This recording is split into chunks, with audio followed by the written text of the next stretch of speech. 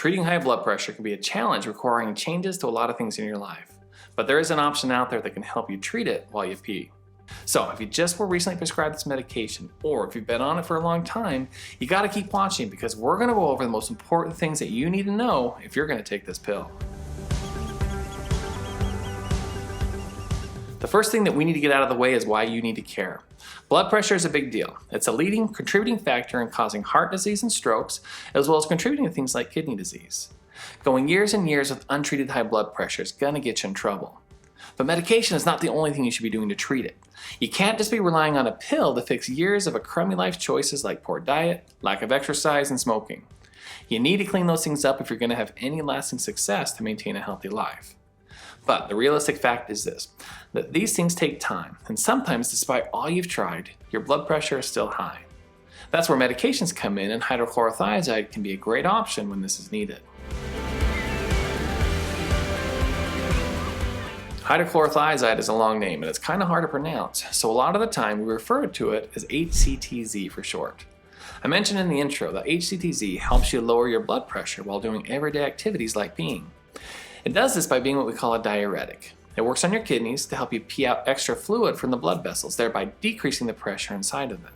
It belongs to a class of medications called the thiazide diuretics.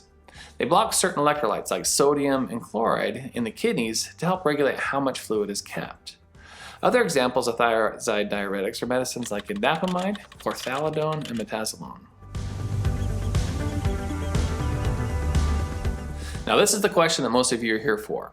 If a medicine makes you feel awful or causes more problems than it solves, then it's probably not a good choice for you. But the good news about hydrochlorothiazide is that for the majority of people, they do great with it with minimal to no side effects.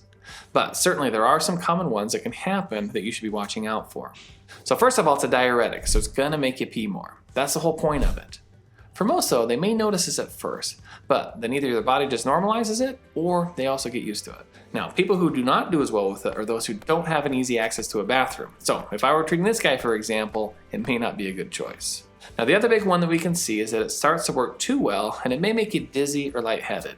Often you can get that head rush feeling when standing up too quickly as well.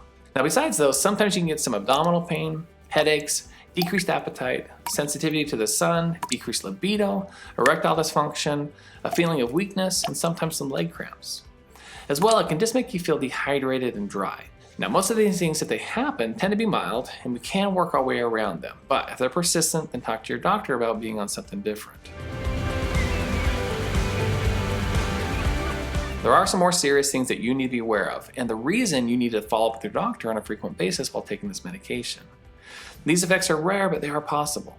The most common one would be electrolyte changes. Because of how this medication works to make you pee more, it works on how your kidneys process electrolytes.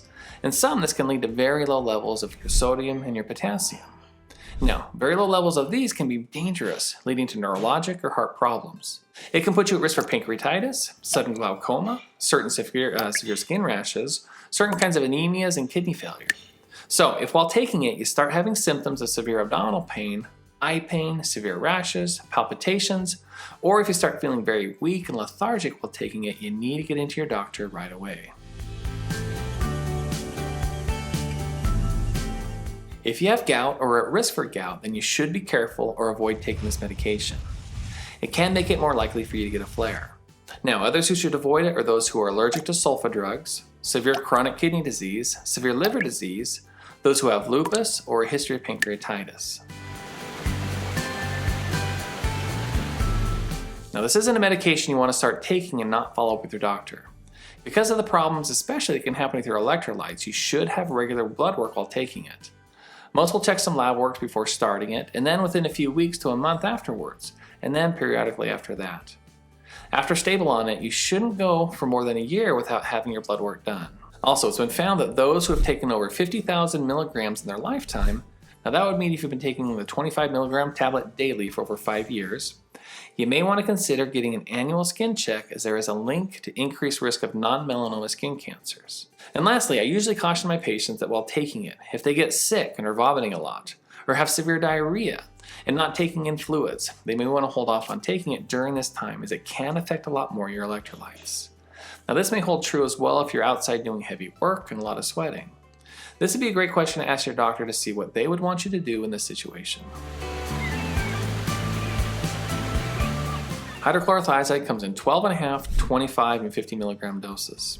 The most common doses are either 12.5 and 25 milligrams. Now, several studies have shown that there's rarely a significant benefit for taking over 25 milligrams. Doses of 50 milligrams or above can increase your risk of more serious side effects. It's designed to be taken once a day, but because it does make you pee more, I recommend that you take it in the morning. Now, there's nothing wrong with taking it at night other than it may keep you up. This is a big no. You need to continue to drink water and fluids as you normally would, if not more. You need to maintain good hydration despite taking something to make you pee more. So let your kidneys do the work they need to do. You just keep them well supplied with water. This is the beautiful thing about this medication. It's generic and it's cheap. You can get a 30-day supply at most pharmacies for around $4. So, as of October 2021, you may have heard about a recall that involves hydrochlorothiazide. This recall came from one pharmaceutical company called Lupin Pharmaceuticals, who recalled certain batches of 2 blood pressure medicines they make. One is irbesartan, and the other is a combination of irbesartan and hydrochlorothiazide. There was an additive found in that batch that contained some impurities in the irbesartan portion of it. Since these were combined with the hydrochlorothiazide, it was included in the recall. Now, there weren't any issues with hydrochlorothiazide itself. So if you have any questions though, make sure you talk to your pharmacist to make sure your medicine is included. So that's it. That's what you need to know if you want to take advantage of lowering your blood pressure while doing your daily thing. Now, this isn't an exhaustive list of everything that could be known, but it gives you the important things that hopefully will help you make a good decision with your doctor. Overall, it can be a great tool if you need to reach for medication to help control your blood pressure. If you monitor it closely with your doctor in conjunction with diet and exercise, it can be a safe and easy way to help decrease your risk of heart attack and stroke. So thanks again for taking a few minutes of your time to be with us today. I love that you're taking an interest in your own health, because the more you can be informed, the better decisions you can make for yourself. And that's why we create these videos, so you can take a bigger role in taking care of your own health. So thanks again for being with us, and then we hope to see you in the next video.